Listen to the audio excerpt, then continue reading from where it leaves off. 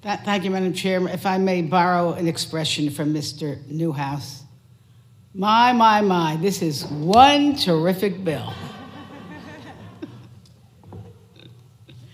All right. Thanks to the leadership. I wanted to, and the staff, and I want to do a shout out to Representative Roybal Allard. It's been such an honor to serve with you. We're going to miss you. So look, this, as I said, this is a terrific bill. It does so much to advance education and health research and child care, but you know, members often bring personal experiences to their job, and I just want to talk about my two favorite constituents that really helped me crystallize on something very important to my constituents. First is my 96-year-old mother. Last year, she was living independently. I have to say, she's got a quicker mind than me. I guess that's not difficult, but she does. And she fell one night, broke her leg.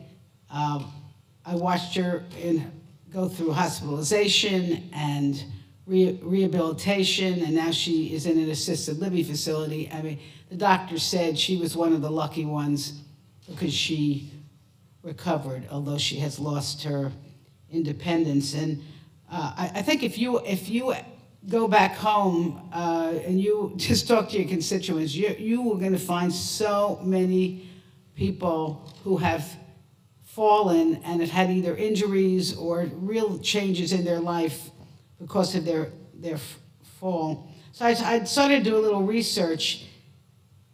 Falls are the biggest, the most frequent injury to people over 65.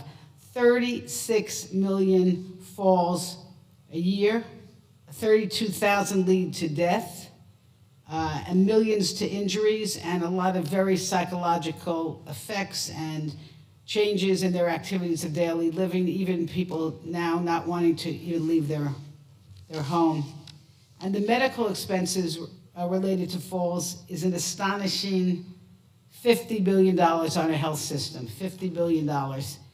And as we heard in the hearing, I thank our chair for holding a hearing on this issue, there were many, many preventative actions that can be made.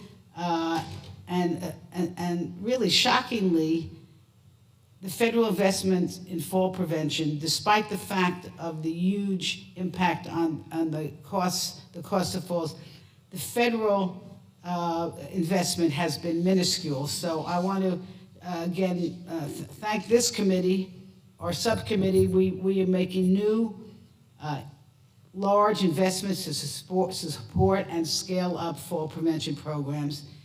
And I won't go into the details of them, but hopefully this is going to save a lot of lives and a lot of sadness. And yeah, my mom is doing well. She's doing well. Now, my second constituent is my son, Ben, who was a United States Marine war. He was in Afghanistan, Iraq. I watched him come home after 8 years. I watched the transition. It was a little nerve-wracking, but I will say this, he's fine. He's an adult, he's got a family, he's successful. But here's the point.